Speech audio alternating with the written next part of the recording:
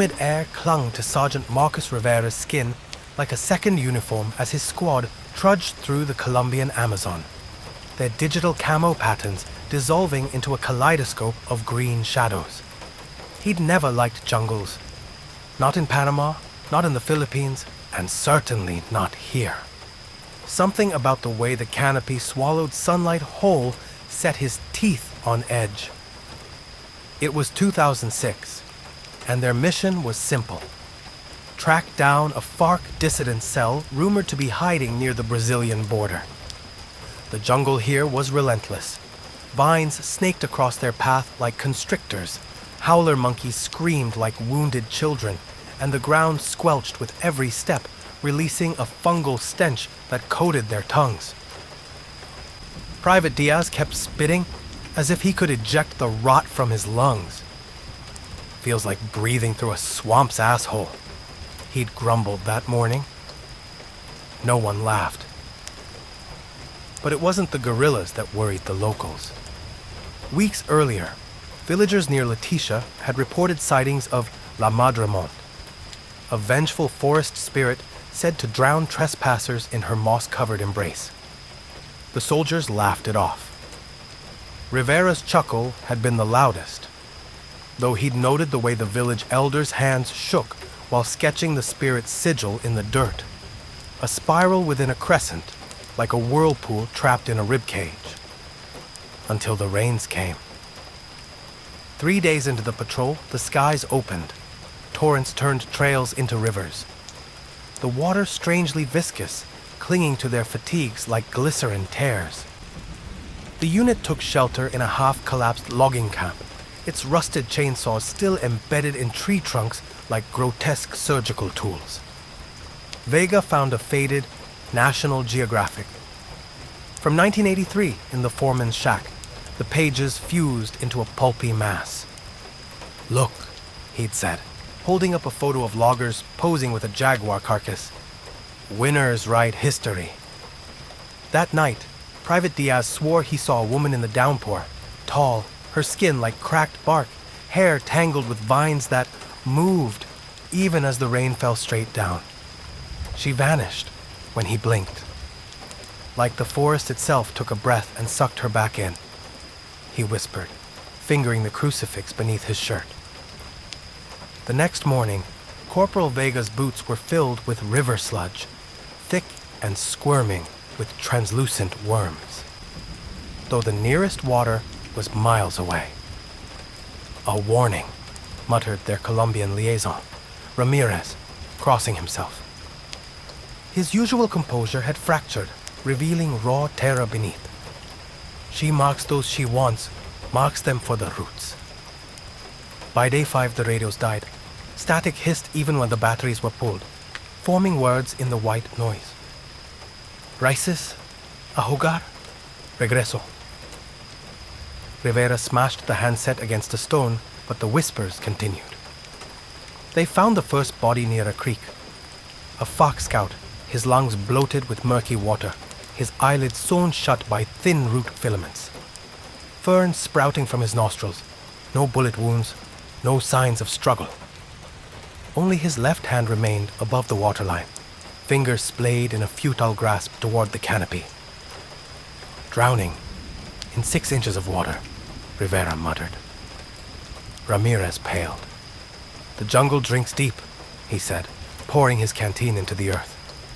An old campesino offering, Rivera realized. Too late. That night, the jungle fell silent. No insects, no birds, just the drip of water and the occasional snap of green wood straining in the dark. Private Diaz volunteered for first watch. "Better than lying here listening to Vega snore," he joked, but his eyes darted toward every rustling leaf. When Rivera woke to relieve him, the man was gone. His rifle leaned against a tree, its stalk blooming with shelf fungus, barrel clogged with wet leaves.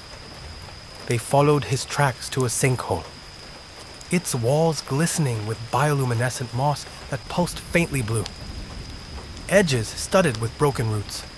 At the bottom, Diaz's body lay curled like a fetus, skin green with algae, his throat packed with orchids instead of moss. Ramirez refused to look. "She's rewriting him," he said, voice breaking. "Turning him into something that belongs." Double asterisk. The squad pushed harder, desperate to escape the green labyrinth. Vega began muttering nursery rhymes in Spanish, though he'd been born in Miami. Rivera found bark fragments under his own fingernails each morning. But the jungle seemed to shift. Landmarks disappeared. A 50-foot kapok tree they'd passed twice now bore Diaz's dog tags in its bark. Compasses spun wildly. They stumbled upon a FARC camp, abandoned but for a dozen corpses, all waterlogged, their joints erupting with shelf fungus in perfect concentric rings.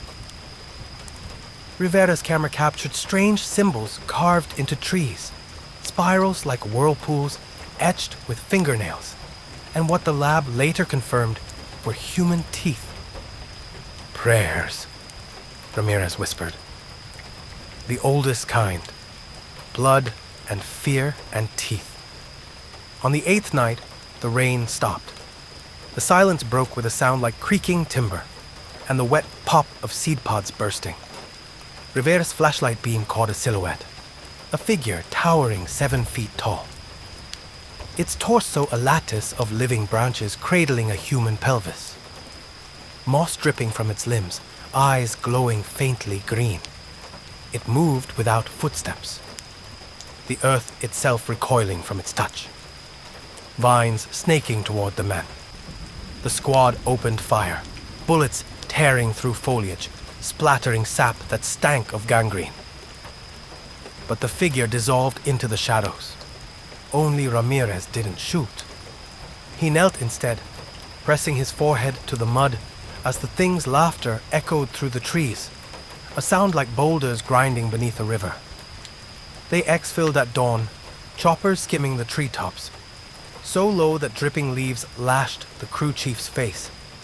Rivera's report blamed environmental hazards and probable FARC ambushes. The army closed the case. They burned Vega's body after the funeral. His coffin had sprouted morning glories overnight. But years later, at a veterans bar in Bogota, Rivera confided in a journalist. "You know what janjanakong bushishamama?" He used the Mandarin word his mother had taught him, staring at his hands. "It's when the world stops making rules. That thing. It wasn't human. And it's still hungry." In 2022, a documentary crew vanished near Leticia. Search teams found their cameras wrapped in liana vines that bled when cut. The last clip shows a figure emerging from a waterfall, its face shifting between a moss-skinned woman and the contorted features of Diaz, Vega, and a dozen others, before the screen fills with rushing water. The audio? A whisper in perfect Spanish. "You should have stayed gone." Behind the words, a chorus of familiar voices gargling mud. The Colombian government banned expeditions to the area. The decree cited unstable tectonic activity, but every copy bore a faint watermark, that same spiral and crescent sigil from the village. Locals don't need the warning. They already know. Some forests guard their secrets with teeth. And teeth grow back.